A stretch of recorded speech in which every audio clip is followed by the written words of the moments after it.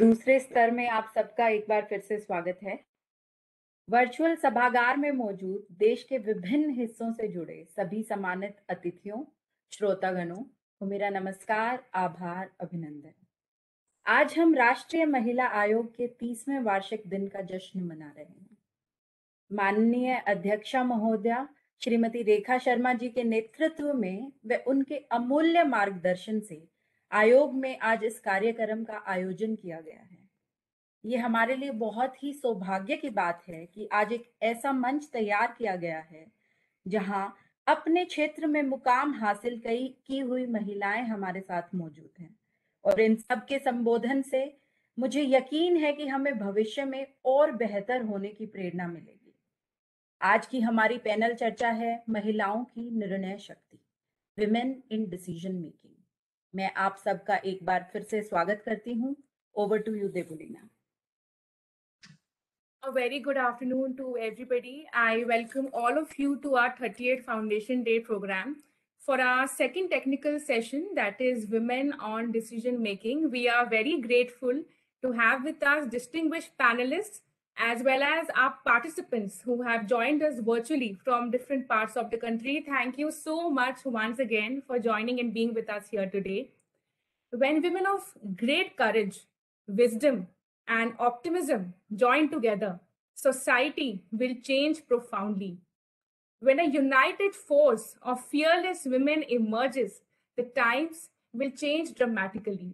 Today, we are celebrating the struggles and victories of courageous women who rise up as protagonists to rewrite the destiny of self and others. We are extremely privileged to have with us eminent speakers who are key decision makers in their respective fields, and they'll enlighten us with their thoughts, insights, and experiences. I'm honored to welcome Ms. Hasina Kharbib, our moderator for today's session. She is the Rising Talent 2007 Ashoka Fellow, Aspen Fellow, Fulbright Scholar, and founder of Impulse NGO Network, a 31 years non-profit organization working to address cross-border human trafficking issues. Thank you so much, and a huge round of applause for Hasina ma'am for being with us today. She'll introduce our esteemed panelists throughout the session. So let's welcome all of our panelists with a huge round of applause. In today's session, we are eagerly looking forward to draw inspiration and get motivated by your journey. And we are really, really looking forward to today's session. Thank you once again.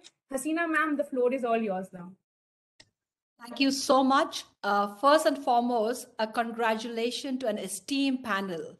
I think it's amazing panel with diverse leadership, career graph, and decision-making graph that they will share their journey, their stories to everybody who's listening to us live.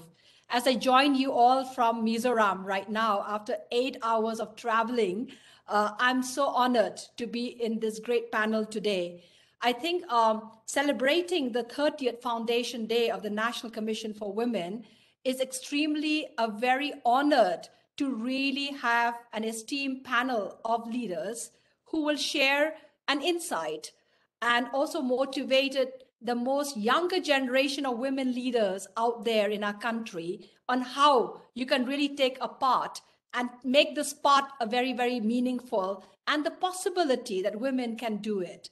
Now, if you're looking at women making up 48.5% of India population, yet their presence is a key in decision making. And that's what the panel that we are talking today, whether we are talking the governance level, the law enforcement, corporate leadership, political leadership, we have it all in this panel today. And I'm so honored to be moderating this panel on the 30th National Foundation Day. Without any wasting time, we have our first panelist that I'm going to be introducing to all of you, none other, Ms. Rekha Sharma, who is the chairperson of the National Commission for Women, who took charge from 2018. And then here she has taken a closer look at the style of working. May I request the other two muted, because we really need to get everybody out there.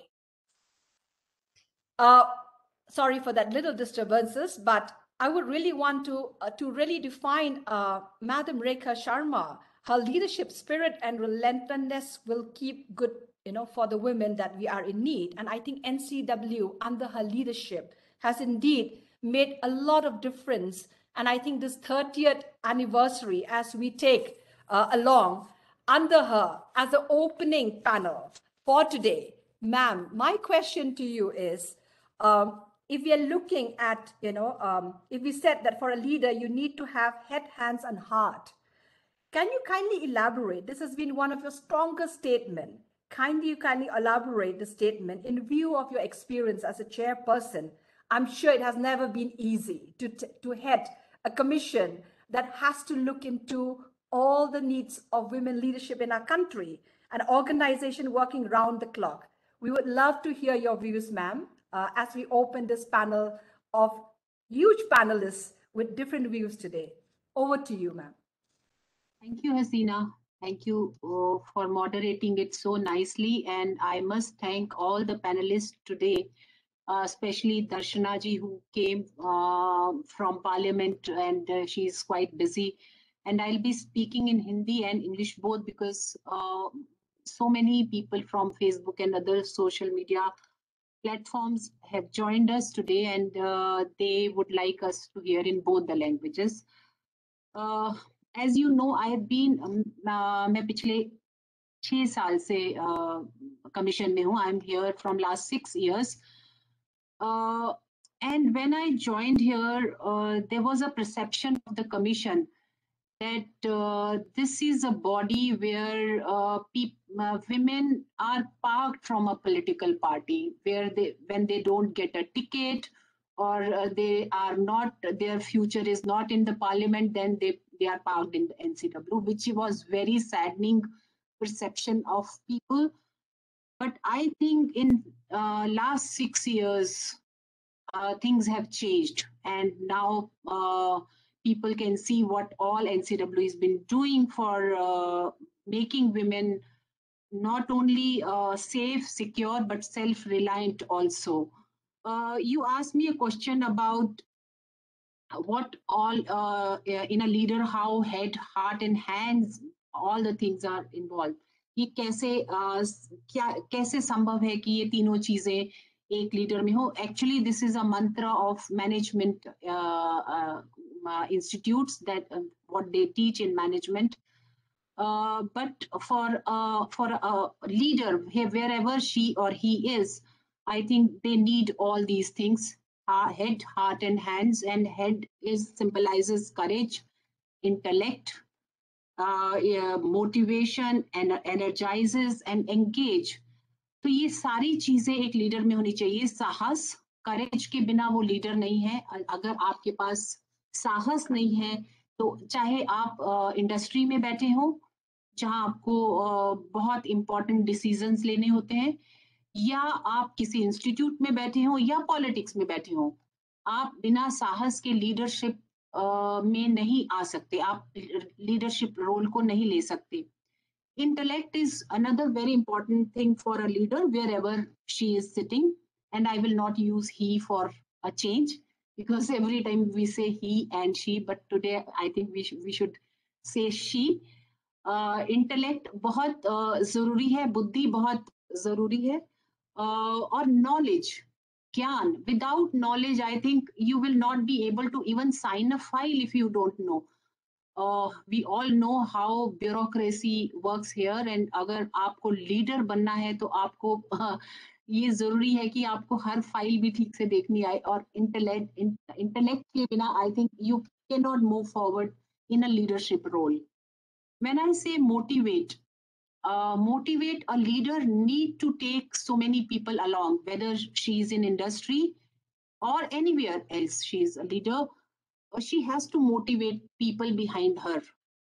अगर आप politics में भी हो तो आपके पीछे जो चल रहे हैं, अगर आप उनको उत्साह नहीं भरोगे, उनके अंदर उत्साह नहीं भरोगे, तो आई डोंट थिंक आप एक लीडरशिप रोल में आते हो. एनर्जाइज कैसे करते हो, आप लोगों को सक्रिय कैसे करते हो अपने काम में. आपने एक डिसीजन लिया, लेकिन अगर आपके साथ लोग चलने वाले नहीं हैं, अगर आपके साथ सक्रिय लोग नहीं हैं, और they are just sitting in the back and just cheering you, that is not energize. You can't energize those people. तो आपको सक्रिय रखना है, उनको engage रखना है हमेशा.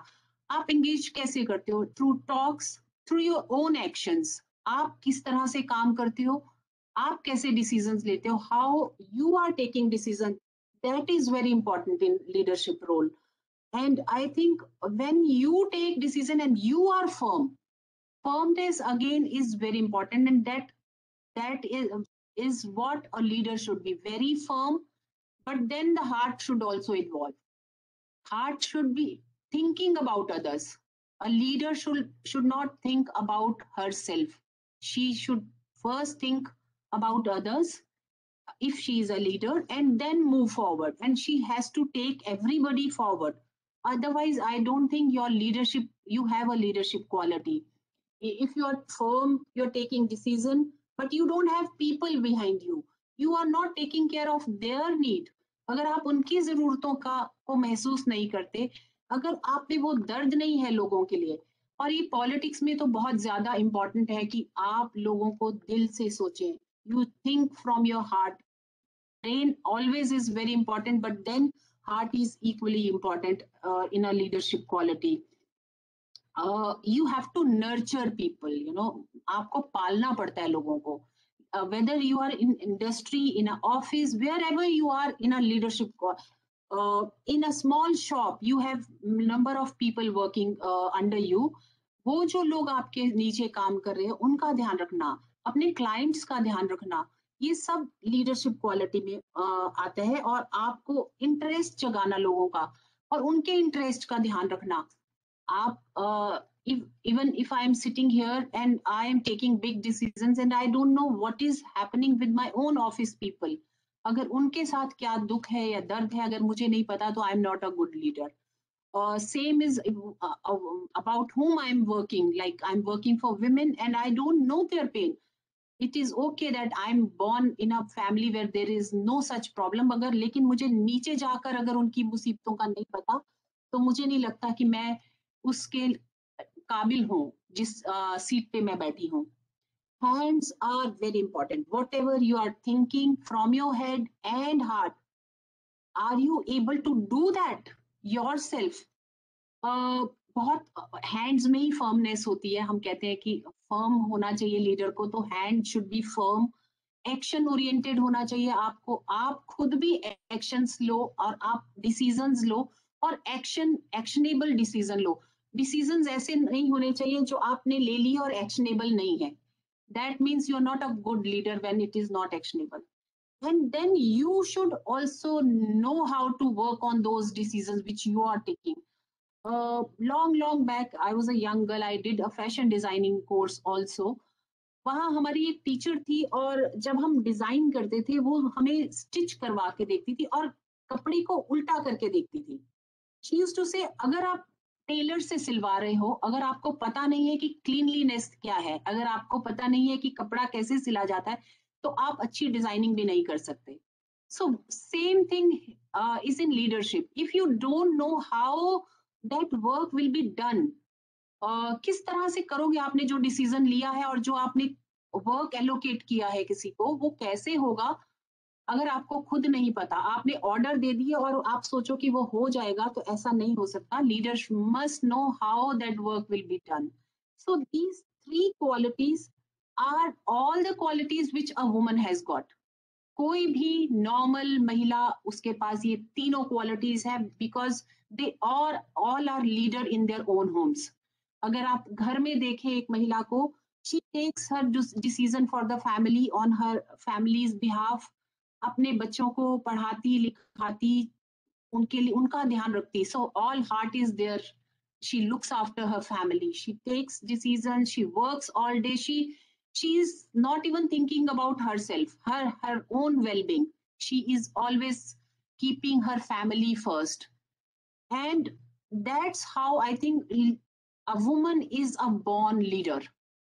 And she should be there at the helm of every position. Though in our country now women are there who are breaking glass ceilings everywhere, in every platform, everywhere, but they are handful of us. क्या हम ऐसे महिलाएं, and आज का हमारा जो पूरा theme है आज के हम 30th फाउंडेशन डे जो कर रहे हैं, she the change maker, means she will make the change in the country. And unless we involve 50% of the population to make our country great again, we will not be able to achieve that. और इसी, मुझे लगता है इसी theme को लेते हुए आज हमने ये पैनल का गठन किया है, जो बहुत डाइवर्स अपने डाइवर्स प्लेटफॉर्म से आती हैं, but all are leaders in their own work. And I think people will be happy to listen to them. I should in fact listen to them rather talking so much. So over to you, Hasina ji. Thank you so much for giving me so much time. Thank you, Hasina. For those amazing opening, as you just said, every woman is a leader.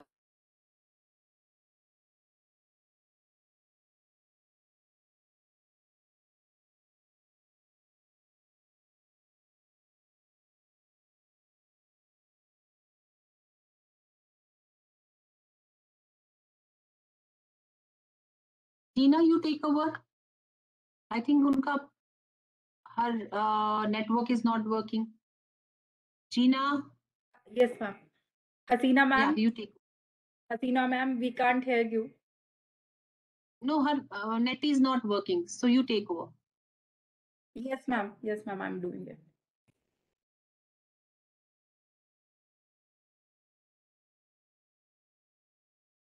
I think I should take over because Gina is also going and her network is also not working. Am I audible now? Yeah, now you are.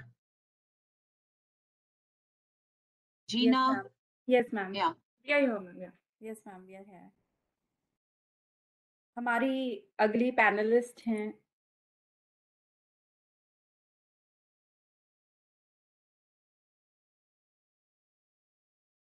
मैं दर्शना जी को invite करना चाहती हूँ. I think she is also very busy and will be leaving for some other meeting. Darshana ji, आपने बहुत लंबा समय राजनीति में दिया और आपसे अधिक मुझे नहीं लगता कि कोई लीडरशिप के बारे में बता पाएगा. आपकी लंबी जर्नी रही है राजनीति में. आप मल्टीपल टाइम्स एमपी चुन के आई हैं सूरत कॉन्स्टिट्यूएंसी से. मैं आपसे जानना चाहूंगी, मुझे नहीं पता कि क्या. हाँ, now Hasina, you are here. Please ask the question. या Yeah, so my question, ma'am, to you, sorry for the technical hitch that is coming. Being a minister, holding two key ministry, railway and textile, can you please throw a light on the government efforts in promoting women at various levels of decision making? सभी को नमस्कार। राष्ट्रीय महिला आयोग के 300वें स्थापना दिन के ऊपर आप सबको मिलकर मुझे बहुत अच्छा लगता है। महिलाओं ने भारत में इतिहास और संस्कृति में भी एक अभिन्न भूमिका निभाई है हमेशा से, और उनकी ताकत और निर्णय लेने के कौशल के कारण ही उन्हें जो भी कुछ सौंपा जाता है वो बहुत अच्छे से कुशलता पूर्वक सकारात्मकता से वो काम वो पूरा करती है और महत्वपूर्ण भूमिका निभाती है। वर्तमान सरकार में सबसे ज्यादा महिलाओं को माननीय प्रधानमंत्री श्री नरेंद्र भाई जी के नेतृत्व में मिनिस्ट्री सौंपी गई और बहुत अच्छे से उनको निर्णय लेने के लिए जिम्मेदारी भी सौंपी गई। जो दोनों मंत्रालय मेरे पास है, रेलवे और टेक्सटाइल, जिसमें रेलवे में भी कई ऐसे स्टेशन हम लोगों ने बनाए हैं जहां सिर्फ महिला काम करती है। वो जो वर्कशेड है वहां पे भी टेक्निकल काम भी वो करती है और उनके साथ मिलकर वो बहुत अच्छा भी लगता है। और रेलवे के डेवलपमेंट में, रेलवे जो हमारी लाइफ लाइन है उनमें भी बहुत सारी महिला काम करती है, तो एक बहुत की रोल वो वहां पे भी निभा रही है। सरकार द्वारा भी ये सुनिश्चित करने के लिए कई प्रयास किए गए हैं कि समाज के विभिन्न वर्गों में महिलाओं को सशक्त, प्रेरित और विभिन्न व्यवसाय और विभिन्न वातावरण में प्रतिनिधित्व दिया जाए, ताकि अपने लक्ष्यों को और सपनों को पूरा करने के लिए और अपनी महत्वाकांक्षा भी वो पूरी कर सके। टेक्सटाइल मिनिस्ट्री में सबसे ज्यादा महिला काम करती है और मुझे लगता है कि पूरे देश के 35 लाख जितनी महिला है जो इस कोविड के समय में भी दोनों तरह की भूमिका निभाती है। जिस तरह से वो गांव के खेतों में भी काम करती है और घर पे आकर इंडस्ट्री का, हैंडलूम का भी काम करती है। जैसे हमारी ओलंपिक प्लेयर मीरा चानू को हम लोगों ने हैंडलूम का ब्रांड एम्बेसडर बनाया था। उन्होंने बहुत अच्छे से वो जो अपना नेचर है उनका आर्ट के प्रति, हैंडलूम के प्रति, वो उन्होंने दिखाया था। और प्रधानमंत्री की सोच यही है, मैं जब से वो मुख्यमंत्री थे देश के तब से उन्होंने सबसे पहली योजना यही बनाई कि वो जब इंडिपेंडेंट हो जाए, सेल्फ हेल्प ग्रुप के माध्यम से आर्थिक रूप से वो पगभर हो जाए तो वो निर्णय शक्ति में भी भागीदारी कर सकती है। अगर बचत गुटों के माध्यम से, वो सेल्फ हेल्प ग्रुप के माध्यम से छोटी छोटी बैंकिंग फैसिलिटी में अगर जुड़ती है, घर में भी वो अगर बचत करती है, जो फैमिली को संभालने के लिए कुछ ना कुछ करती रहती है, तो निर्णय शक्ति में ऑटोमेटिकली वो भागीदार बन जाती है। तो बहुत सारे ऐसे विषय है जो सरकार ने इसमें इनिशिएटिव लिया है। जैसे अभी रेखा जी ने बताया कि जो चुनाव प्रक्रिया में भी महिलाओं को डाला गया, उनको गांव के सरपंच तक भी जब उनको जिम्मेदारी दी गई तो धीरे धीरे से वो अपने आप को सशक्त करने लग गई। जैसे गांव की छोटी सी सरपंच अपने गांव की एक राजा जैसे वो बिहेवियर करती है और उसके डेवलपमेंट के लिए सबके उसके साथ में जुड़े हुए लोगों का भी बहुत अच्छे से ध्यान रखती है और निर्णय शक्ति में उनको ऑटोमेटिकली जो उनको जिम्मेदारी सौंपी गई है उसमें वो डिसीजन करके वो काम करेगी। अगर उनको कोई फंड दिया जाता है तो फंड में भी उसका यूटिलाइजेशन कैसे होता है वो प्रायोरिटी से तय करती है, बेस्ट एफर्ट अपना करती है। इसी तरह से अगर उनको घर के अंदर भी जिम्मेदारी जैसे मिलती है, हम लोगों ने, प्रधानमंत्री जी ने जो घर बनाए, तो जो आवास बनाए, इसमें भी महिला का नाम लिखा इसीलिए कि वो अत्याचार न सहन करे और घर से उनको कोई निकाले नहीं, और उनसे उनका कॉन्फिडेंस भी बिल्डअप हो जाता है। जो टेक्सटाइल में काम करती है महिला, मैं सूरत से बिलोंग करती हूँ, तो बहुत सारे ऐसे सेक्टर है जहाँ छोटे से छोटे काम में महिला जुड़ी हुई है। जब डायमंड इंडस्ट्री में रिसेशन का टाइम आया था तब भी उन्होंने अपने घर को भी संभाला और वो डायमंड इंडस्ट्री में भी काम करती है, टेक्सटाइल में भी काम करती है। आज भी जम्मू कश्मीर के जो नए हालात आए हैं, जो राजकीय परिस्थिति के हिसाब से, हम 2-3 बार मैं वहां जब गई, लिफ्ट में जिस तरह से महिला काम सीखती है, कुछ हुनर सीखती है और उसके साथ में नयापन लाने की कोशिश करती, नए भारत, आत्मनिर्भर भारत की ओर आगे बढ़ते हुए बहुत सारे ऐसे कार्यक्रम हुए जिसमें महिला सशक्त होती है। और हम आजादी के अमृत महोत्सव के समय में है, 75 साल हुआ है, आजादी के 100 साल की नींव रखने का यही समय है। हम योग्य निर्णय लेके योग्य कार्यक्रम करेंगे, इसके लिए वो फोकस करके आगे बढ़ेंगे तो अच्छा हम अपना भविष्य बना सकेंगे।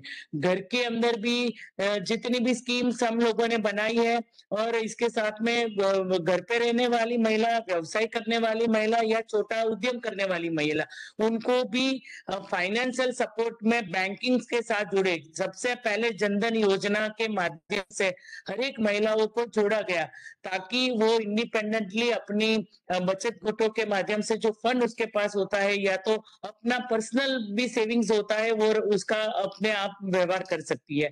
अगर उनको छोटा सा व्यवसाय भी करना है तो बैंकिंग में भी सारी फैसिलिटी एमएसएमई के माध्यम से भी उनको दी गई है कि वो छोटे से छोटा काम वो कर सके। और वो उनका जो ग्रुप बनता है तो ग्रुप के साथ में मिलकर वो अपने गांव, अपने शहर और उसके साथ में आगे बढ़ने के लिए बहुत अच्छे से काम करती है। तो मुझे लगता है कि आज का जो विषय है, दोनों मंत्रालय जो दिए गए और साथ में हमारी महिला मंत्रियों जो है, कल ही बजट आएगा, निर्मला जी इस बार तीसरी बार बजट पेश करेगी और वो जो ध्यान रखती है, उनको जो फंडिंग के माध्यम से सभी सेक्टर को देखकर, रक्षा मंत्रालय भी उनको पहली बार सौंपा गया था। बहुत सारी महिला एमपीज जो है, जैसे कृषि मंत्रालय में भी महिला को जिम्मेदारी दी गई है क्योंकि कृषि और टेक्सटाइल दोनों सेक्टर ऐसे है कि जिसमें सबसे ज्यादा महिला जुड़ी है। खेत में भी वो महिला ज्यादा काम करती है, टेक्सटाइल में भी वो ज्यादा महिला काम करती है। तो कई छोटी छोटी रूरल एरिया में, आदिवासी एरिया में, एससी सेक्टर में, सभी जगह पे महिला का रोल बहुत अच्छा होता है। और जिस तरह से 10 लाख महिलाओं को, 10 करोड़ महिलाओं को घर में गैस का चूल्हा पहुंचाया गया, उनके लिए जो 2-3 स्कीम जो लाए गए, हम लोगों ने एक्सीडेंटल बीमा योजना और जनधन योजना के माध्यम से जितनी भी स्कीम बनाई, इसमें उनको फाइनेंशियली सपोर्ट भी इतना अच्छा लगा कि घर के परिवार का कोई सदस्य को अचानक डेथ हो जाती है तो वो परिवार को 2 लाख की सहाय मिल जाती है। तो सरकार की बहुत सारी स्कीम ऐसी है जो महिलाओं को केंद्र में रखकर की जाती है। और महिला जो एक बालक को जन्म देती है माँ के रूप में, तो उसको उसमें कुपोषण से निकालने की जिम्मेदारी भी हम लोगों को ही दी है।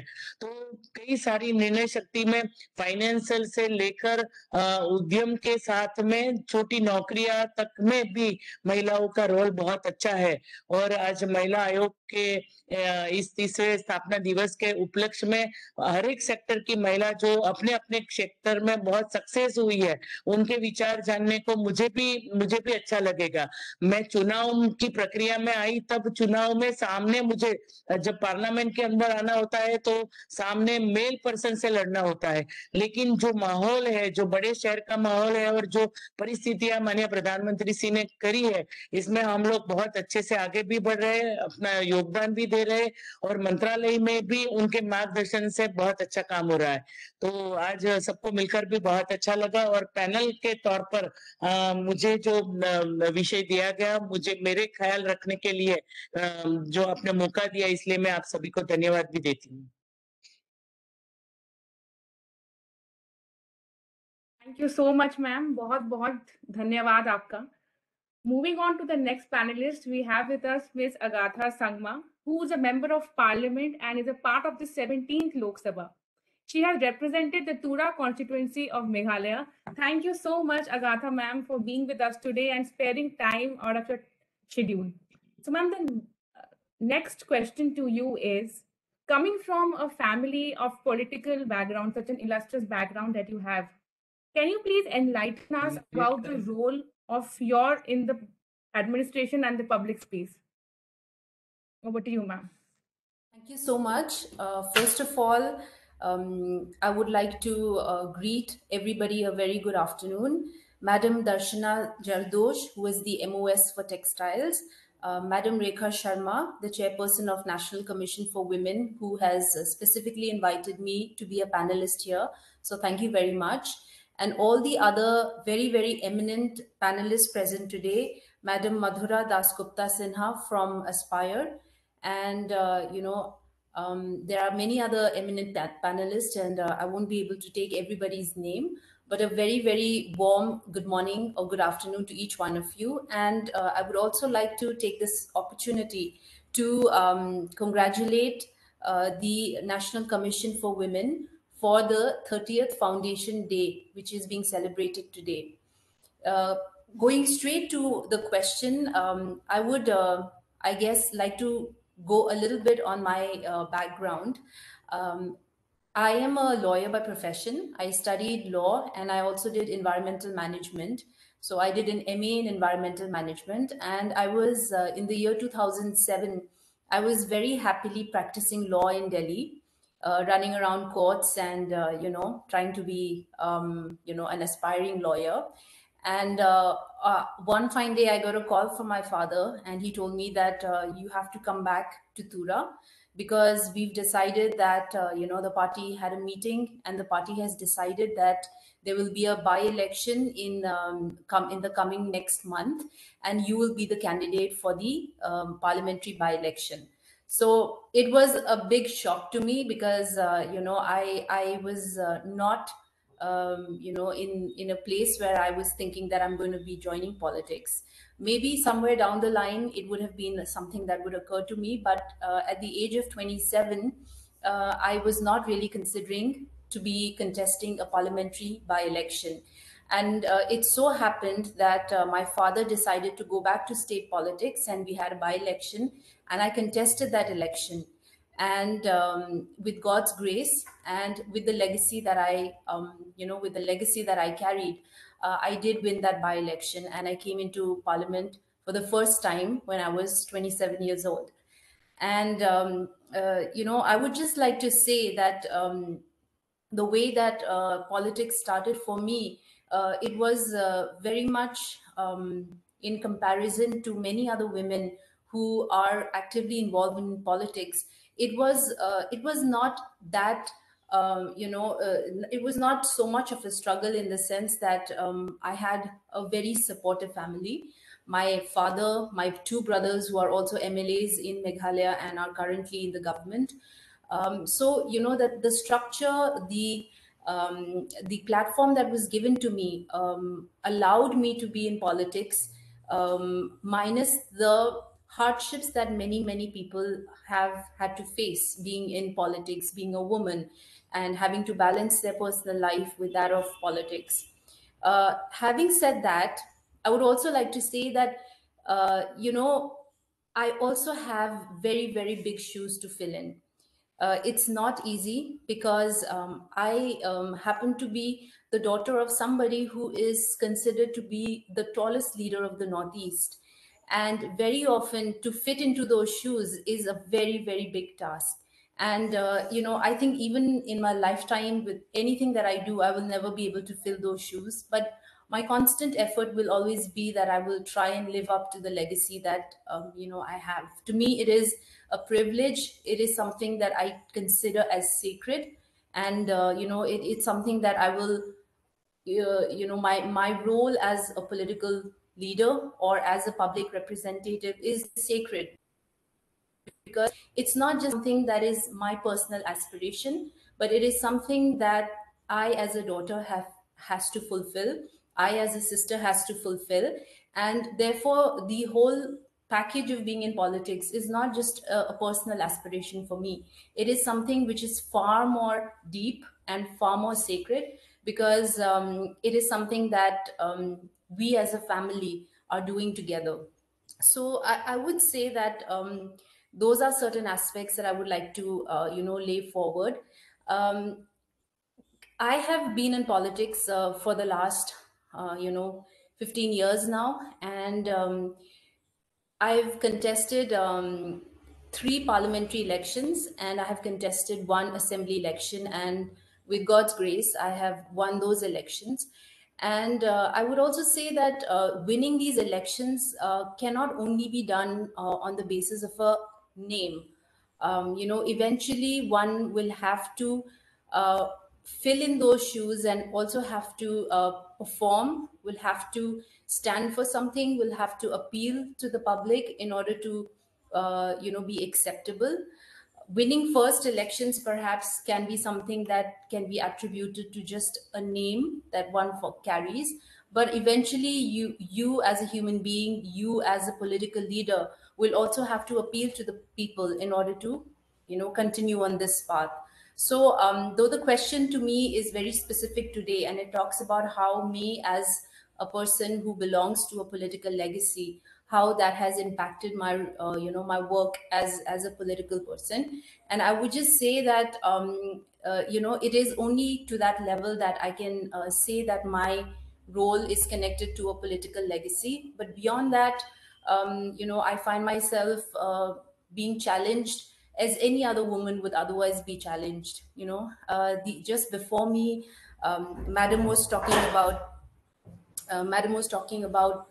the fact that women are born leaders because they have to be leaders in their own home. So I completely agree with Madam Rekha Sharma when she says that, because it may not appear to be so, but when I am at home, I'm constantly multitasking. My sitting room is right next to the kitchen, and it's like as soon as I am in the sitting room, I am conducting myself as a member of parliament. And as soon as I cross the door of the sitting room and I enter into the kitchen, I find myself as any daughter would be doing housework or kitchen work or cooking or, feeding my family. And, and it's completely fine with me because I enjoy both of them equally. I enjoy being able to take care of the home, and I enjoy being able to be a public representative at the same time.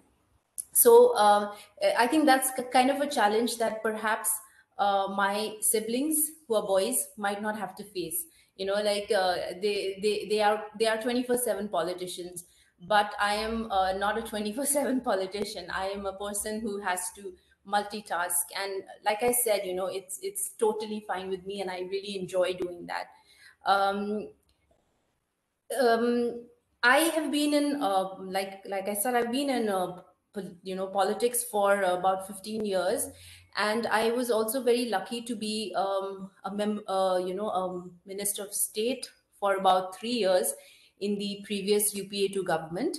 And that was a great experience for me because I was in the Ministry of Rural Development looking into sanitation and drinking water. And those were very, very defining years for me, because since then to now, I find myself really focusing on these areas, which is sanitation, which is drinking water, and also areas of environment, which are kind of co-linked to sanitation and also drinking water, and providing potable drinking water. So though those were my early experiences as a member, as a minister of state, it kind of gave me a sort of a direction as to the areas that I would pick and focus on. Being a member of parliament, you obviously do many, many things, and you are representing your constituency. So whatever your constituency requires is what you come back to Delhi and voice those concerns of your people. But like I said, I often find myself focusing more on areas which are to do with environment, which are to do with drinking water and sanitation. And I guess those were because of the early exposure I had to these areas. Well, I don't want to take much more time, but like I said, the question was very, very categorically directed towards the fact that me being, a person from a political legacy, how has it impacted my career or my role as a public representative?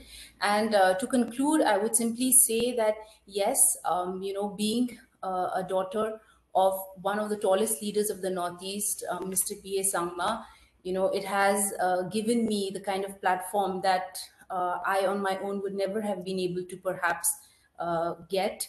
But at the same time, it is a very, very big shoe that I need to fill, and I never forget that. And I always keep it in mind that whatever I'm doing today, it will reflect on my father. And that is one of the biggest conscience that I have. And therefore, every decision I make, every path that I follow in my public life, it has that sort of a guiding light. My father, though he's no longer here with us today, he is somebody who always has inspired me, and has somebody who has always given me the sense of direction and purpose. And even today, everything that I do is something that I follow because of the path that he laid for me. And many people think that being a political person belonging to a political family, things are much more easier. But I would say that it can be a little more daunting, because you have to live up to somebody who cannot really ever be lived up to, because he was so unique and he was so wonderful. And I will, even if I could be half of him in this lifetime, that itself would be good enough for me. So yeah, so with these few words, thank you so much for having me here today. And I would congratulate all the panelists. All the topics today are so diverse, and all the women who are here today are women who have had to face so many challenges. And I really admire each and every panelist who's here today. So diverse, your struggles. I'm so looking forward to listening to all the struggles that you've been through to come to the place that you are today. So congratulations to the wonderful women who are here as panelists today. And also want to say hi to Hasina. We belong to the same state. And just yesterday, we in Garo Hills, we inaugurated the Matrilineal Research Center. So in India, there are only about 4 states where matrilineal societies exist, and Meghalaya happens to be one of them. And Hasina and I belong to that community where matrilineal culture exists. So this is the first of its kind research center, which is going to be focusing on matrilineal societies, where women pass on the family name, and while women pass on the family property. So to a great extent, one would feel that women are very much more empowered because they have property powers, they have inheritance powers. They also pass on the names to their children. My name is Agatha Sangma, but the Sangma does not come from my father. It comes from my mother. So, so many people might not know that my name is actually my mother's name. So, yes. So, Hasina and I have the same lineage. That way, we share the same the matrilineal system. And yesterday, we inaugurated the center. So it's a great thing that today's we are celebrating the National Commission for Women's 30th anniversary. And just yesterday, we had this inauguration of the Research Center for Matrilineal Studies. So it seems like a good time to be a woman. And each of us have this wonderful opportunity. And again, I would just like to say that I'm so proud of each one of you who's working so hard in your own capacity. So thank you, and I wish everybody the very best.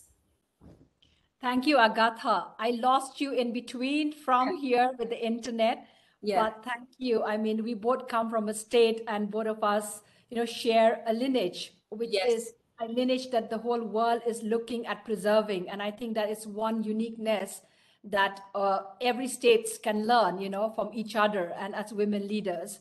Agatha has been one of those youngest, political leaders at one point, where she really set a role for young people to really take that lead. So thank you, Agatha, for being in this panel today and joining from the Northeast. And it's just an amazing to be, having you to speak. And although I missed you in between, I was listening on the phone because I was just trying to reconnect. Thank you. So as we go to the next panelist right now, we have with us, Ms. Aparna Purohit, who is the head of the India Original Amazon Prime.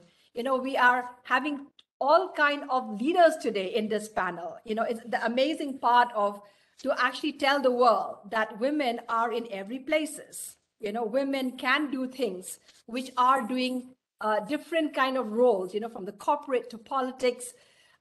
Just to introduce her, she has a successful a career in the media for a very, very expressive. I mean, to give a brief, she was a leader sharing the Sony Entertainment Television. You know, she is a person who have been listed by Forbes India as a self-made woman. I think that is one lead that every woman out there can take this example that we can do things, and we've heard, Ma'am Rekha Sharma saying, women are multitasking. We can do things that way. She's also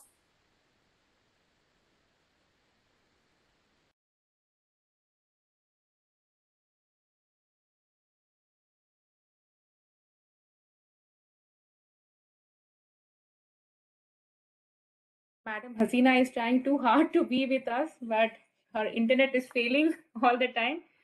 So yeah, I'll take it forward. So Madam Aparna Purohit has an illustrious career, and as we all know, we are hooked on to Amazon Prime Video every time, waiting for a new series to launch. Thanks to you, ma'am. So moving on, your next question, my colleague Gina would be asking you. I think Hasina ma'am is here. She can Yes. ask better. Can you hear me? I think your internet needs to be on point. I'm sorry with this internet bit that is going on fluctuating from where I am right now, but having said that, I think my question that is going, to you, ma'am, it's basically a question that is very, very an insightful bit. How, as a decision maker, you have been able to create value and make differences in the creative ecosystem of our country? Thank you so much, Hasina ji. I would like to begin by congratulating the National Commission for Women on its 30th Foundation Day. Since its establishment, the Commission has been at the forefront of representing our rights as women, being our voice, ensuring that our concerns are heard, and are contributing so significantly in making the society a safer place for all of us. I would earnestly like to thank the National Commission for Women for the valuable work that they have done under the leadership of Honorable Chairperson Rekha Sharma ji. Thank you, ma'am. And thank you so much to you and the team at National Commission for Women for giving me this opportunity, this platform to be a part of this panel along with such distinguished personalities, including Honorable Minister Darshana Jardosh ji. All these illustrious panelists have, in their own ways, been powerful champions of diversity, equity, and inclusion. Coming to the question, at Amazon, we truly value the contribution of women and other diverse groups in our journey to become the most preferred entertainment destination for India. We believe that diversity, equity, and inclusion is not just needed, it is essential. It should be par for the course, really. We are trying to go beyond the intention to institutionalize processes and mechanisms to create an industry that mirrors diversity. Now, as some of the panelists before me had said, that women are half the population, yet the stories about women, from the point of view of women, told by women, have been few and far in between. And the only way to change this is by having women in decision-making roles, in positions where they can influence change and help create an inclusive culture. As a woman leader, I'm committed to ensuring that more women have a seat on the table. More women are there in shaping and telling stories, both in front of and behind the camera. In fact, in June last year, Amazon Studios had released the Inclusion Policy Playbook, which is being gradually rolled out across the organization. And I feel very privileged to be in an organization that feels so strongly and so passionately about this very important subject. Now, it can't be argued enough that how women are portrayed on screen has an impact not just on women, but also men.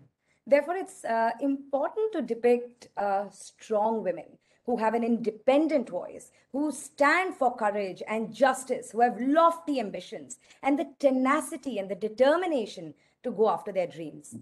And that brings us to the extremely critical issue of female underrepresentation in the media and entertainment industry.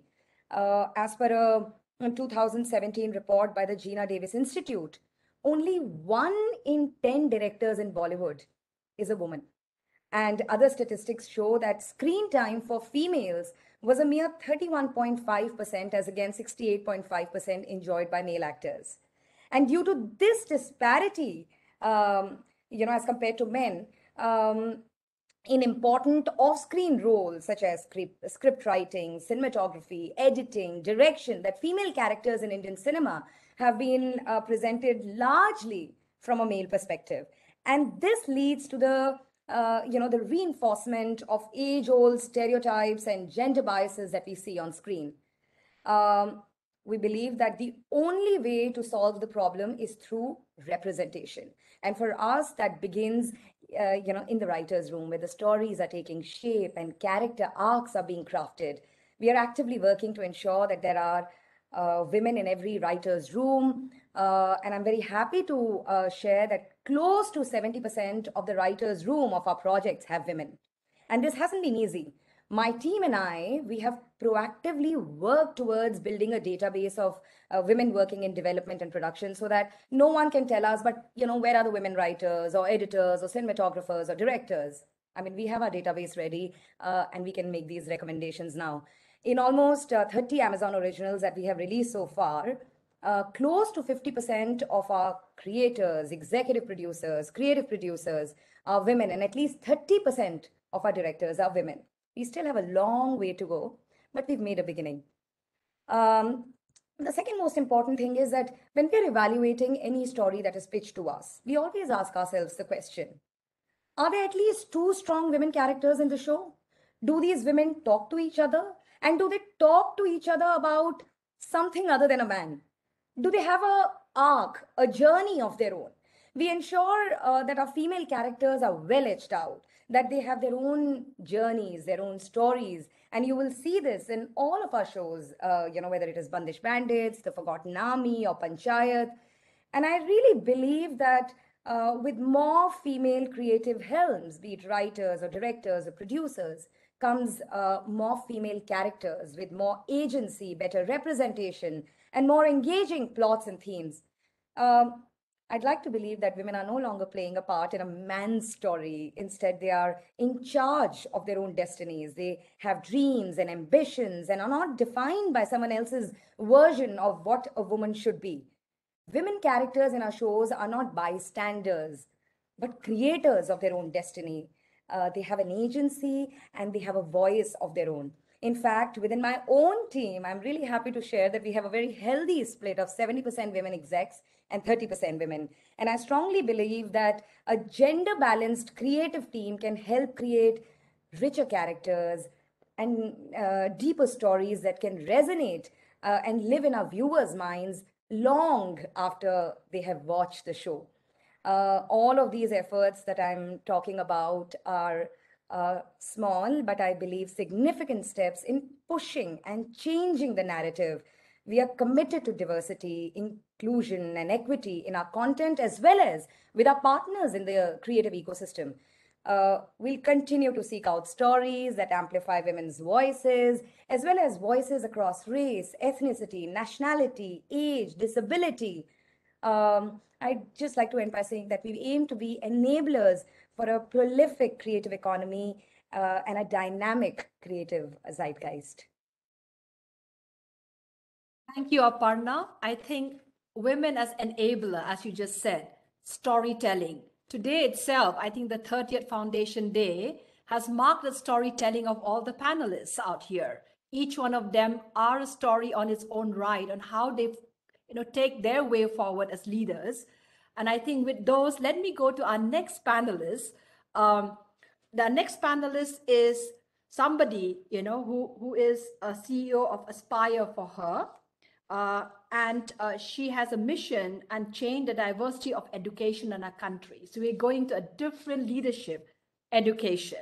Aspire for Her was launched to motivate young women to enter and present in the workplace, to unleash India's huge economic opportunity. I think that's where we are talking about bringing women in the economic front with 25 years of experience in the banking industry. And that's one of, when we talk about financial inclusion and women in the financial inclusion is something we would love to hear from you. 17 years in an MNC bank in various business leadership role.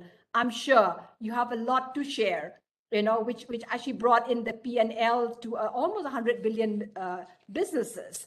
So over to you now, Ms. Madhura Dasgupta. My question is, how has been your journey in creating a structure where multiple team members have benefited from functioning with an accountability to a new set of norms and policies. Thank you so much, Hasina. First, it is indeed an honor for Aspire for Her and for me to be present here today on the 30th Foundation Day of NCW. Darshana ji, it is an honor to share this platform with you. Agatha, and all my wonderful panelists, it has been so inspiring to listen to all your stories. And a very warm thank you to Ms. Rekha Sharma, Chairperson, Ms. Meeta Rajiv Lochan, and the wonderful team at NCW, which has curated this panel. I think very few others in the country would have been able to do it like this. So thank you very much to the wonderful team. You guys are doing a wonderful job. I am Mathura Dasgupta Sinha, the founder and CEO of Aspire for Her. For 25 years, I was a banker. But the last 2 years of my personal and professional journey have been the most rewarding, the most fulfilling parts of my career. And that's the story that I wish to share here today. When I started thinking about what I want to do with my life after my corporate career, I was looking at gender data emanating from India, and I was seeing the Global Gender Gap Index and seeing that India is 6th from the bottom in a list of 156 countries. Am I audible? Am I audible? Yes, you're audible. Yes. Thank you. And that was a very disturbing statistic. And I thought someone needs to do something about it. And that someone should be me. That is how Aspire for Her was born. We work on a 5-point mindset change model to ensure that more women enter and stay in the workforce. We want to add 1 million women to the workforce by 2025. We want to add 10 million women to the workforce by 2030. How are we doing this? Our unique 5-point model looks at mentors and role models. We have more than 150 women leaders, CEOs, CXOs, leaders who are building their own businesses to come in and be a part of our community as mentors. They mentor the members of our community every day. We get fabulous feedback. We have learning partners like Amazon and Google, like LinkedIn, because our members are motivated to learn from them and ensure that they stand tall when they're looking at roles, when they're looking at getting recruited, and they open up new doors and gravitate towards those roles that the India of tomorrow offers. We look at career previews where we know that if she can see it, she can be it. So we tell stories of women every day, women like you, who are motivating our young members to reach for the stars. Careers which are traditional and careers which are off the well-trodden path. We have a fantastic peer community which talks to each other, connects with each other, motivates each other, and ensures that problems are solved creatively, collectively, and no one ever feels that they're alone. Whether it's our women in colleges or schools, or whether it's our Not Alone community.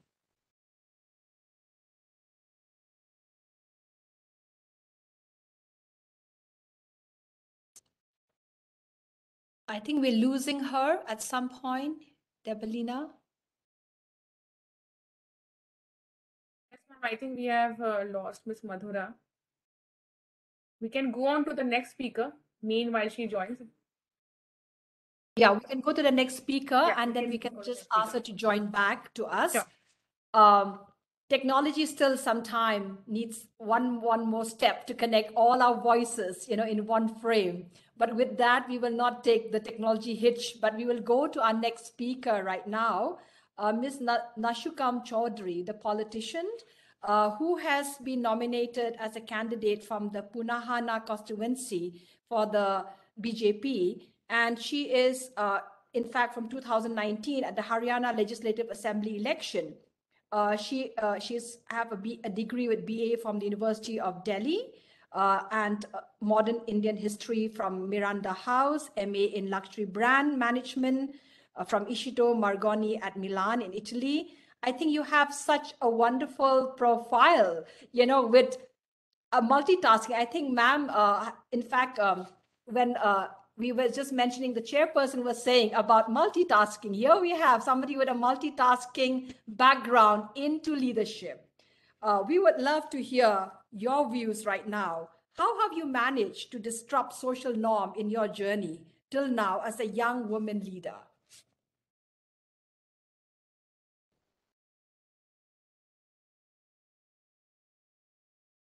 Please unmute. Yeah.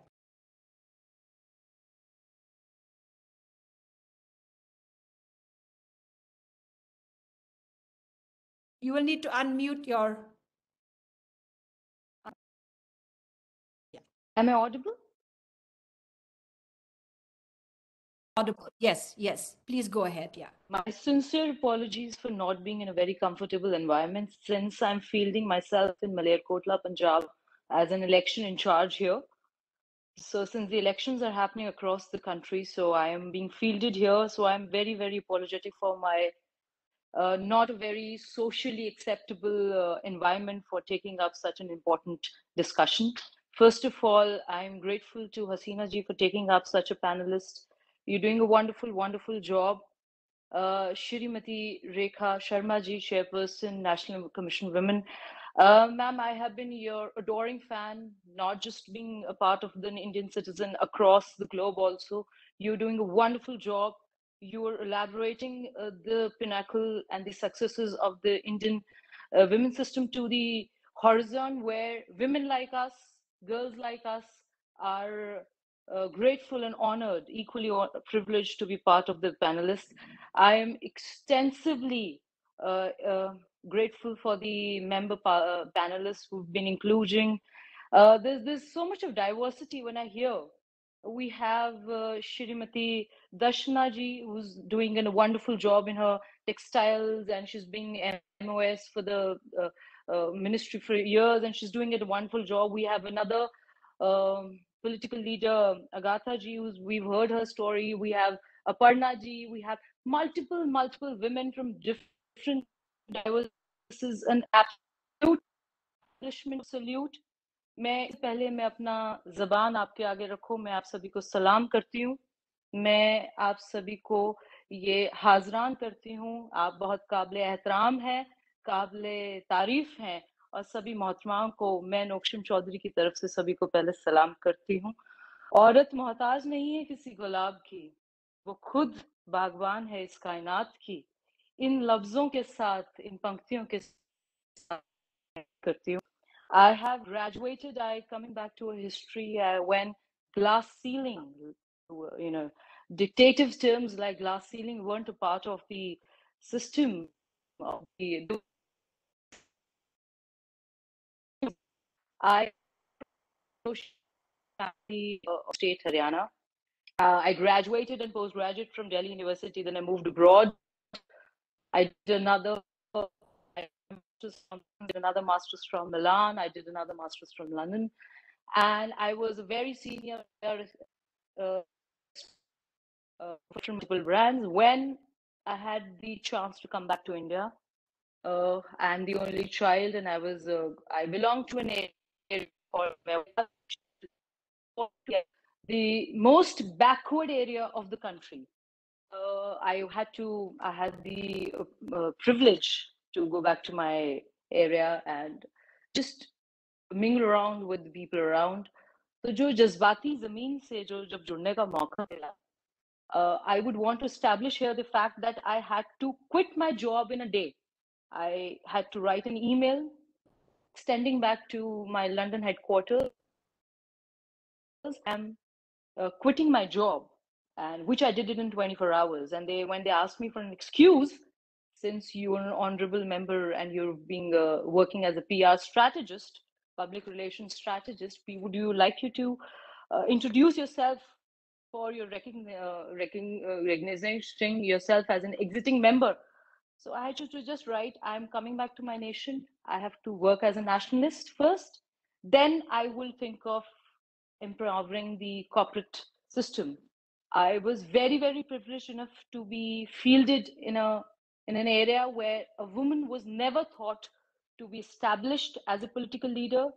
Women have never had the audacity, and women never had the potential of equal opportunities to present themselves not just as political leaders, not just as equal opportunities when it comes to healthcare, when it comes to education, when it comes to even equal opportunities within the household. I come from a generation where we were progressive enough, but we were primitive, truly primitive.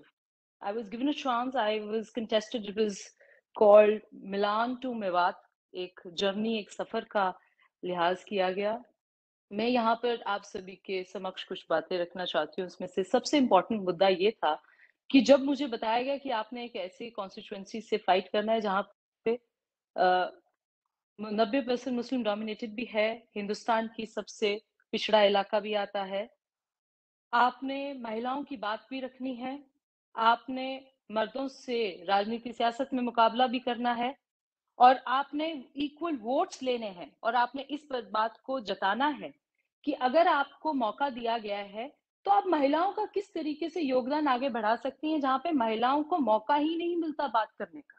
अगर आपने महिलाओं से उस इलाके में रूबरू होना है, so this is an established fact that you have to go into the households to greet women. Women are not on the road even to say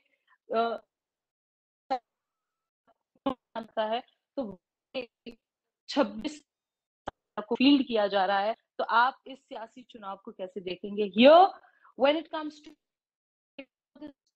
to ideas, here I am enough here to congratulate the leadership of this country where we get equal opportunities today. I belong to a nation where women's reservation bill was introduced.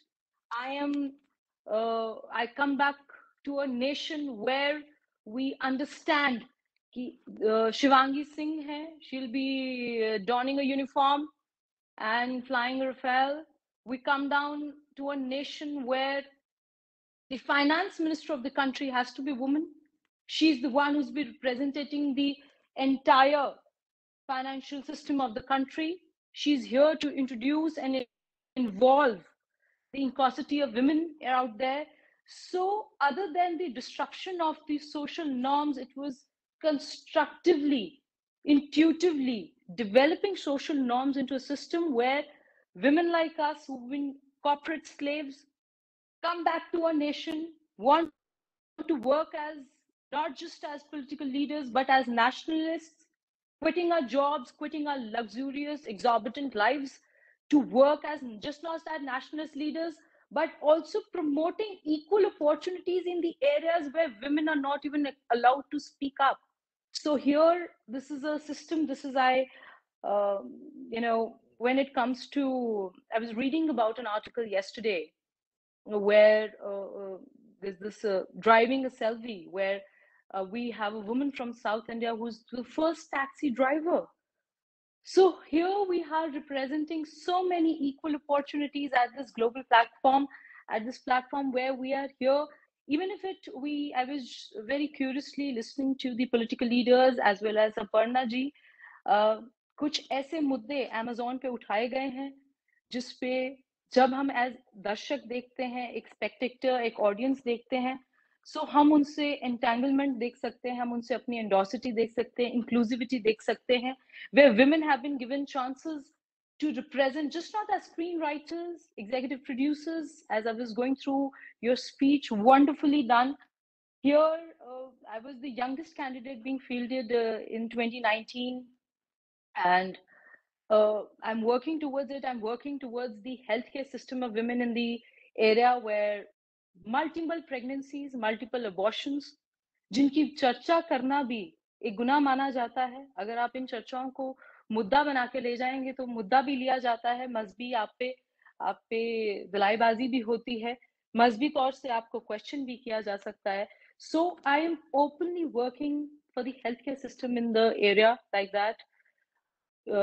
और अगर आप इसको और मुहिम को और आगे बढ़ाते रहें, ऐसे पैनल्स को और इंक्लूड करते रहें, ऐसे पैनलिस्ट्स को और इंक्लूड करते रहें, जहां हम जैसे नाचीज लोगों को, आप लोगों से इतना कुछ सीखने को मिल रहा है. This is an extensively huge platform. I am very, very grateful for everybody, including me. I am constructively disrupting the social norms here, molding into a system where we are demolding the stereotypical ideologies, and we're going back to the Indian system where stereotypical never existed. We're going back to the Indian roots here where stereotypical never existed.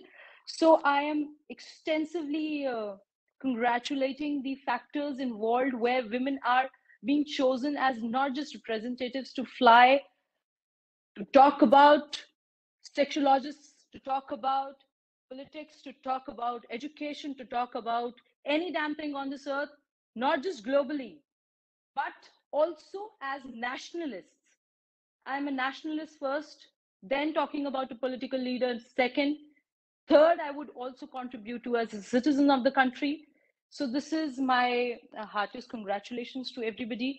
And मैं आप लोगों से आगे कुछ मदद भी लेना चाहूंगी, क्योंकि मैं एक ऐसे इलाके से आती हूँ जो हिंदुस्तान में सबसे पिछड़ा माना जाता है, जहां पर आप सब लोग जितनी भी हमारी यहाँ पे सशक्तिकरण की महिलाएं हैं, सभी ऊंचे मुअज़्ज़िज़ महिलाएं हैं, सभी को मैं सलाम करती हूँ. जो मेवात को एक और दृष्टिकोण से देखा जाए, जहां पर ये जितनी कुनीतियां हैं उनको दूर करते हुए आप सभी पैनलिस्ट हजूर हाजरान को मैं वहां पर आप सभी से अलग अलग तौर पे मदद लेना चाहूंगी. कुछ ऐसी महिलाओं से आकर मैं चाहूंगी वो आपसे रूबरू हों, कभी मुलाकात करें, तो जिंदगी के इस सफर में उन्हें एहसास हो कि घरों से निकलकर भी शौहर की जी हुजूरी करने के बजाय भी जो भी एक हिस्सेदारी है, we are women first, we have to be acknowledging the facts here, but उनसे ऊपर उठ के भी बहुत कुछ है. उन लिहाजा सरफों को और आप सभी को, उन सभी महिलाओं से मैं चाहूंगी कि आप सभी की ये जो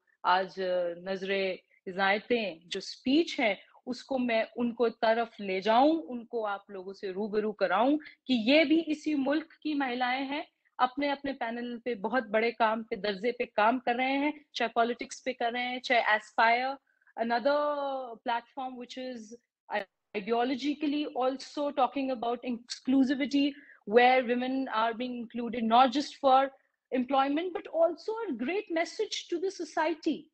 So here I am, and I'm also grateful to Mrs.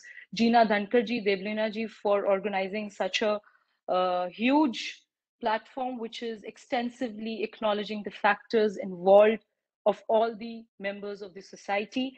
We have not just assured, we have shouldered responsibilities, we have actualized our latent potential, that we are accountable, not to just make 50% accountable, but also to make them countable. बहुत बहुत शुक्रिया, धन्यवाद. Thank you very much, Noshakam Chaudhary. I think you have just made think that we women can take that lead. We can come forward. Now we have another, speaker who, in fact, come from a different background altogether, but huge leadership. A woman in the law enforcement, Dr. Sandhya, Director General, Kerala Fire and Rescue Services, Home Guard and Civil Service. You have been in an amazing career at the police forces, forces that needs more women, as we talk about in India, that looks in term, not just law and order, but looks in term all the aspect of it. And you have served also, a very interesting career, from being instrument in the formation of the commando wing of Kerala Police, and the cuts and trained the first women battalion of Kerala. I think this is where we want women in the forefront, and you have done it that in your position as a leader.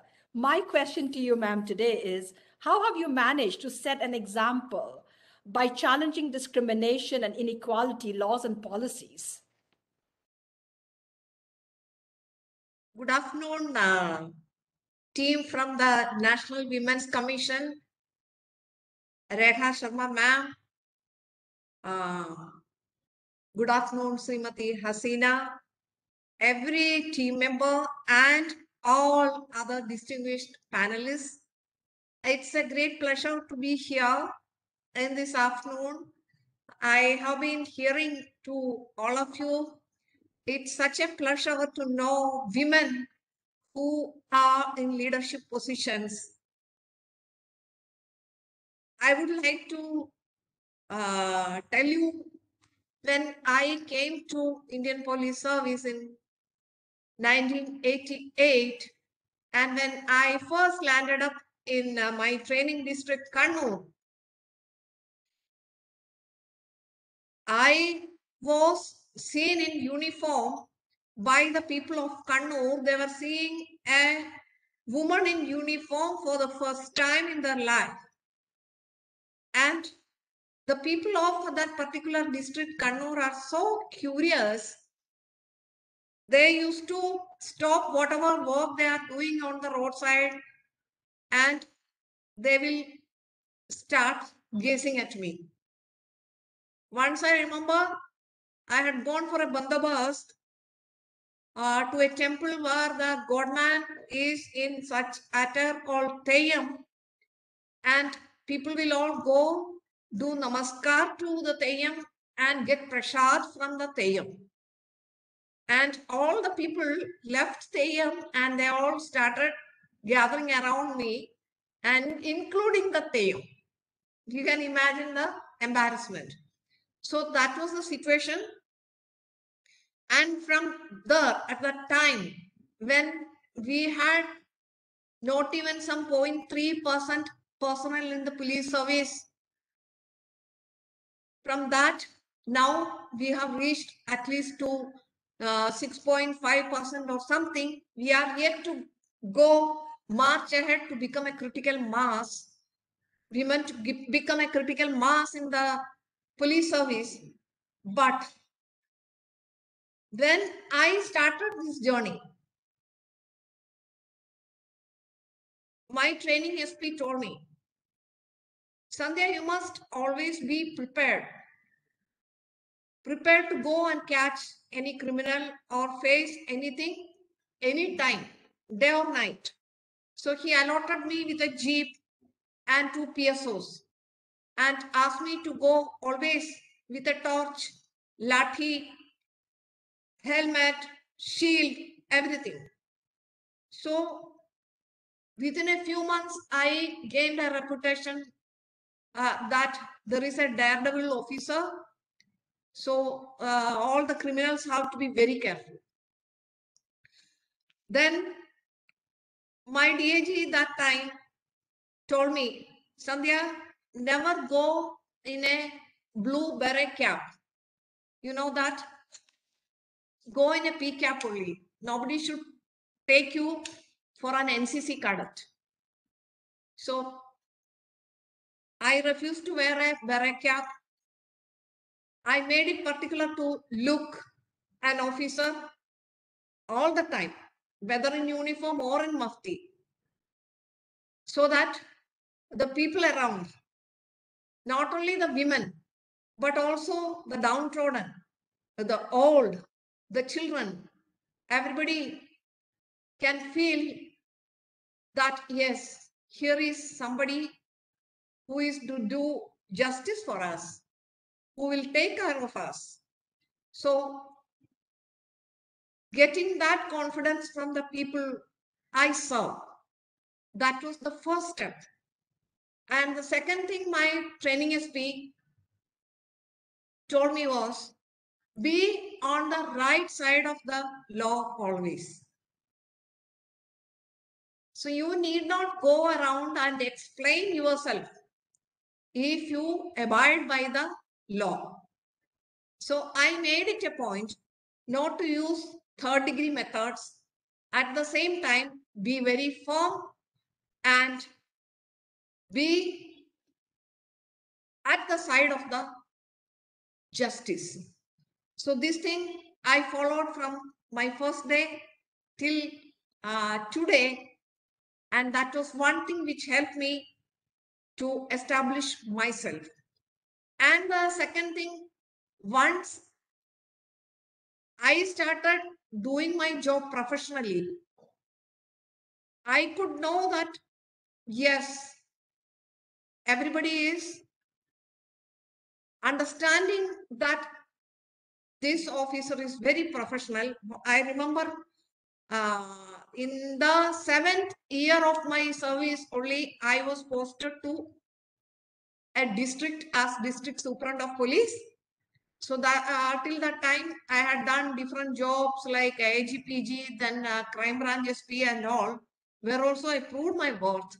Once the chief minister, the then chief minister came to my district, he told me, Sandhya, I know you are a very professional officer, but I know still when I posted your juniors also to district, I couldn't send you to a district because these local politicians in the district are even now unable to accept a woman as their SP. I'm just waiting for a chance. And that chance came in the 7th year of my service when there was a very serious law and order situation, and there is a very serious situation in the state. The CM put me as superintendent of police in one of the biggest district of Kerala, Thrissur. And then when another political regime came, and the then CM started a trophy for the best police district. My district, again one of the biggest districts in Kerala, Thrissur, won that first award. So establishing oneself is blood, sweat, and tears, whether becoming a successful officer or being a game changer. For example, later I was appointed as the nodal officer for the much acclaimed community policing project of Kerala, the Janamaitri Suraksha project. That time, I still remember I used to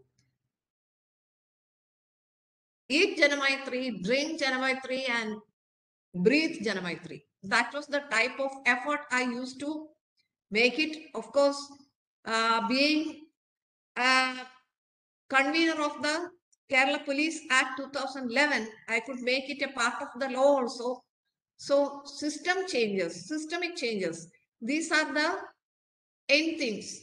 If we want to sustain some changes which we have aspired, so make it a part of the system so that the legacy will remain and the next generation will be able to take over that. So that requires a lot of hard work, and that requires talking to every section of the society. It's not that easy. So people used to realize that Danda is the other name of police. So democratic style of policing is something which is very difficult for people to digest. So I had to go and speak to every district, to every section of the society after arranging very systematic meetings. So anything you want to change, you cannot do it secretly. Anything done secretly with one stroke of the pen will go away in the next wind. Whereas when you are able to convince the people, you will be able to do something in a very sustainable manner. That is the lesson I have learned. Similarly, in 1998, when I first learned about women not being a critical mass in the police organization is really affecting the customer service to the people. Women's accessibility to criminal justice system was being affected. Once I realized that, I proposed it, went and talked to the CM. Nothing happened. I kept on arguing for that, advocating for that. And finally, 2017, only this gender neutral batch of sub-inspectors that became law. The PSC changed the law, but for almost 20 years, I slogged. I could take lot of people with me. I could convince many of the decision makers, but most of the time, the police leadership was against it. Somehow, now this has come. I got the opportunity to train the first gender neutral batch of police when I was director of Kerala Police Academy. And even from the tribal areas, because I have been working for the tribal population in Kerala, the most downtrodden section of Kerala society, for several years. Right from my ASP-ship, I started with my Janamaitri Suraksha project leadership. I could work with them, and I started writing about having the tribal population into police service. 2013, I gave the first proposal to the then Chief Minister, but it became a reality in 2018. Again, I got the opportunity to recruit them and train them. So if you try to convince and try to make the your dreams into part of a system, be very tenacious, be very, very tenacious, then yes, you will be able to make a lot of changes. I will never say that the discrimination has ended. Yes, but even as a director general of police, I face it today also. But there is no point in simply sitting or cribbing. Instead of that, keep doing, keep dreaming. So that is what has helped me to come this far in this journey. Let me thank everyone for a very, very patient hearing. Thank you. Thank you, Dr. Sandhya. I think you rightly said, institutionalize leadership part and gate opening so that we have the future generation of young leaders following that part. I think you rightly put that in the perspective, especially in the law enforcement. Thank you for those words. We have, as we're going to be wrapping up very soon, we are back with Mathura, who lost the connection. Ma'am, we can give you 1 to 2 minutes to just, whatever you miss at that point, to just share it with the audiences before I go to the last question that will be wrapping up today's session. Thank you so much, Hasina. And very sorry about the technical glitch. I was talking about Aspire for Her, and I was talking about how we are building the community, which is at the center of all our decision making, and how we are using that power of young women in our country to build the community, which has today crossed 100,000. We use mentors and role models, and we are very grateful to have a lot of women leaders who come in and give their time to the young members of our community for mentorship, for guidance, and for ensuring that their professional journeys are amazing going forward. We have a lot of learning partners as we wish to open up the doors and windows of young minds to talk about the jobs of tomorrow that will open up in India, whether it's Amazon or Google or Cisco or VMware or LinkedIn, who come in to ensure that they stand tall among a sea of applicants when they're looking at roles. We ensure if she can see it, she can be it. And this is all done based on what our community tells us. All our policies, all our processes are stemming from the young leaders of the community itself. We look at career previews. We ensure that there's a fantastic peer community where people connect, elevate, and motivate each other and find creative solutions to problems. And in the last pillar of our 5-point model is what we call 3E. We try to ensure that every woman in India is either in employment, entrepreneurship, or education, which leads to one of these through. Our dream is to get more than 10 million women in India in the workforce by 2030 and 1 million by 2025. And we are doing that every day through everyday people like yourselves, inspiring them, and we are ensuring that our community stories are told. The nudges and triggers that our community sees every day on our platform are just meant to ensure that their mindset changes. Not only their mindset, also the mindset of the stakeholders and the ecosystems. So thank you very much for listening to me. Sorry about the tech glitch, but I welcome all of you to look at the other half of India, and I invite all of you to aspire for her with us. Thank you. Thank you, Madhura. With the 30th Foundation Day, with this message that you've given, young women out there listening, come take the learning lessons of all the panelists today, aspire for the next generation that India will have and will have more women to lead. As we go into the wrap-up session, I would love to go to Aparna Parohit. As women leader, I know we've been hearing everybody, but we have one connecting thread, all of us today. The burning, they used to say, when you have a burning in your belly, you do it. And that is what each woman here today as panelists has done and has carved away. And that's how Aspire is trying to bring this to the forefront. My question, Aparna, as we wrap up, as women leader, in your journey so far, what has been the most significant challenges, any two, and how successfully have you been able to overcome them? Any word of advice for the current generation, particularly in context to mitigating those challenges? Thank you so much. And what an enlightening panel this has been. It has been a checkered journey of almost 20 years. I'd come to Mumbai from Delhi with the passion and desire to tell stories. And while I got to be a part of several films and shows, in the process, I gathered many stories of my own. And with each new story, I learned a new lesson. And hopefully, you'll find resonance in some of these as I share them with you today.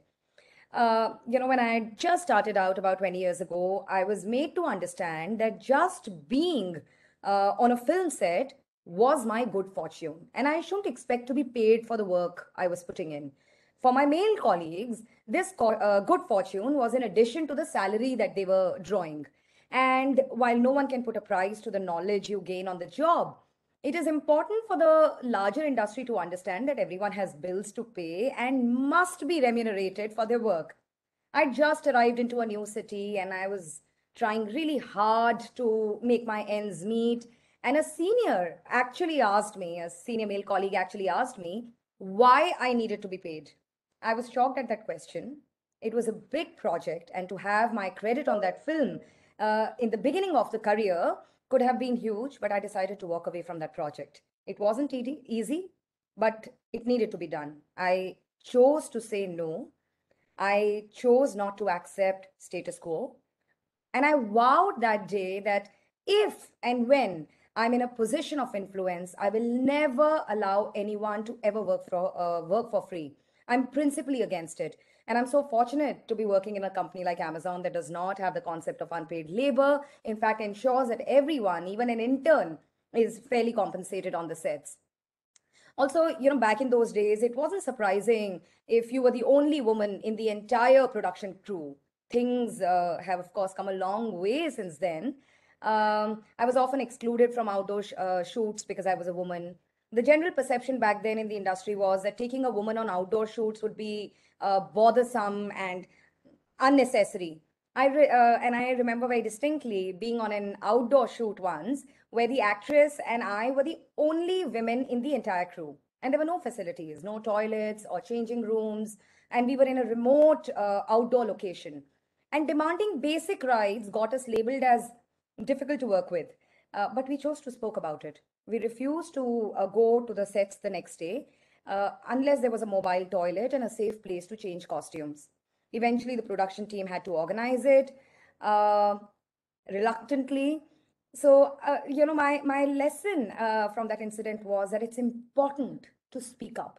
And as I grew in my career, these are some of the things that I looked into on priority. I want to make sure that women are not easily dismissed and do not need to go through such experiences as they find their foothold in the industry. When I joined the corporate world, I understood pretty early that if I have to get my voice heard, I would have to be persistent. And that is what I have continued to be till date, persistent. In a room full of mostly men, my opinion was not considered important, and hence I was never even asked for one. But I wanted to be heard, and I hated myself when I couldn't find the space or the courage to speak up. I resolved that I would not leave a meeting until I had been heard. I will not just make my opinion heard, I will ensure that voices of my female colleagues and teammates were not subdued either.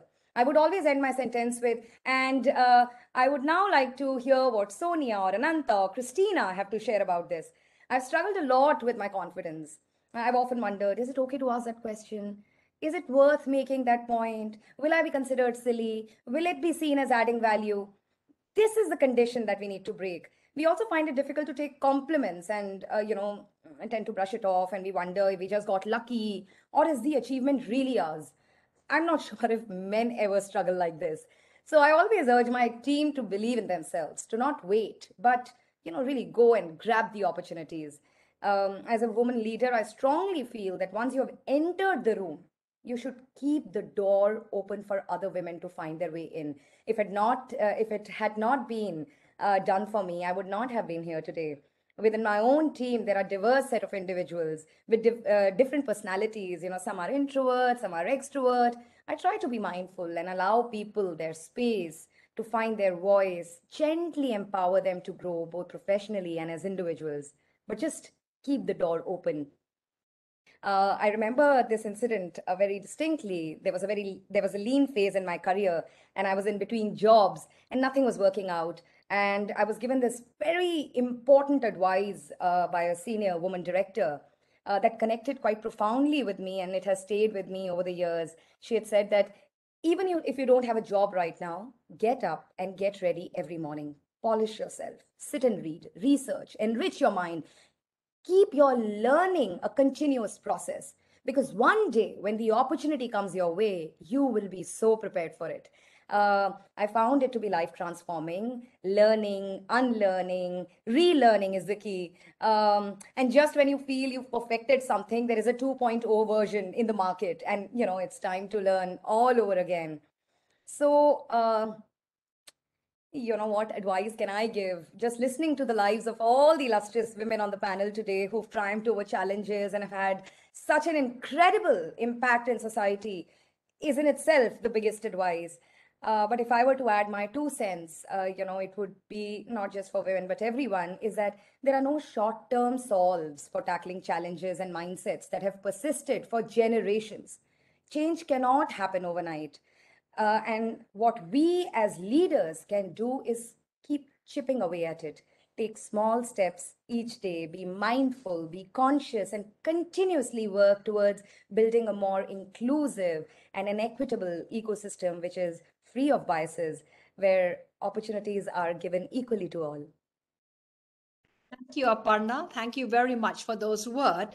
I know we have few minutes before we wrap up, before our Honorable Prime Minister will be addressing at 4 o'clock today. In 1 minute, Mathura, can I ask you, how did you mitigate challenges in your journey? Thank you, Hasina.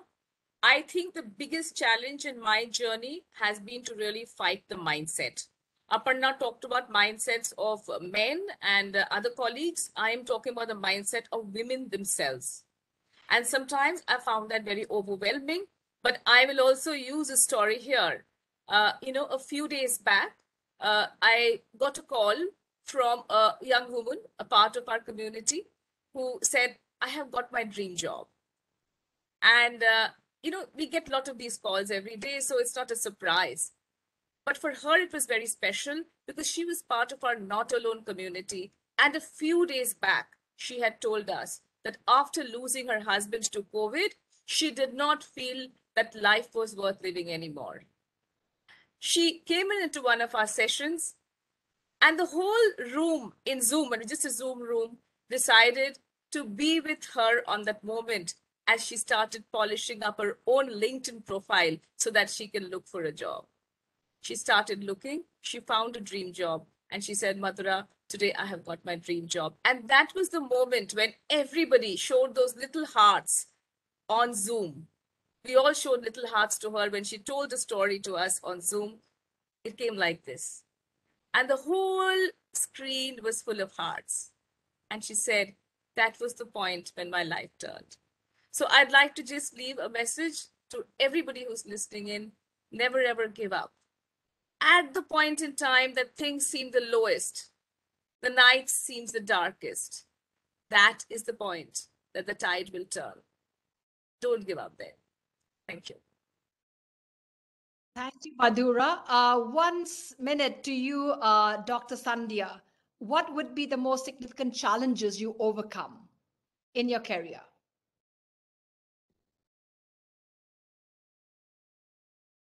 In the career, there will be always ups and downs, and also when the whole world, you may sometimes feel, is against you, because being a job especially in police, it is very difficult to get applause every time. People will be actually throwing stones at you. So continuously you may get stoned at.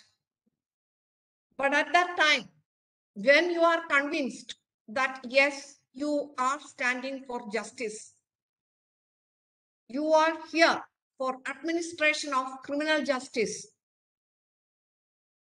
then no need to feel fear. If at all you have any fear of anything, live in that particular space itself where you fear, and ensure that you always stand for justice. So this story has been repeated whenever there was a criminal who is very powerful on the other side. That's why I'm not telling any single story. This I have faced from the very beginning of my career, and that's going on even today. Whenever the very powerful criminal or the criminal gang is there on the other side, you get brickbats. You will be told by many sections in the society that you are doing something very wrong. That is especially with the current day social media management and all. Sometimes it will become very difficult also. But let me tell, especially the younger generation, when you take up a job, you will have occupational hazards too. So these are the occupational hazards. Always stand for justice. So when you are doing karma, you should have dharma inside you. So that should be the motto for the next generation. Next generation, let live in the fire. Let that fire inside be ignited. Stand for justice. Be always on the move, and work with passion wherever you are working. Love your job. I hope everybody will do a great job to make our country a better place to live, a just place to live. I wish the National Women's Commission every success. Thank you. Thank you so much. I will not go further, but I leave one thought as a moderator today. Each one in this panel today has made a way forward for young women in India to dream, to aspire, to take that it's possible. And it is not that it's not possible. National Commission for Women, 30th, I would say this anniversary, is a way to tell women in India, we have the laws, we have the opportunities, we have leaders who have already led. Let's multiply that and make India a woman-centric leadership in the coming days. I'll hand over now to Debelina and the team for the vote of thanks. And thank you, everybody. It's just an amazing learning of everybody. And I think we all have a common thread. The thread, the burning in our bellies, allow us to take forward the passion that we believe and to take forward that there's a doors opening for everybody in the young women who are there aspiring to dream. Don't give up that dream. Make it a possibility. Thank you so much, Hasina ma'am, for doing justice to this panel discussion.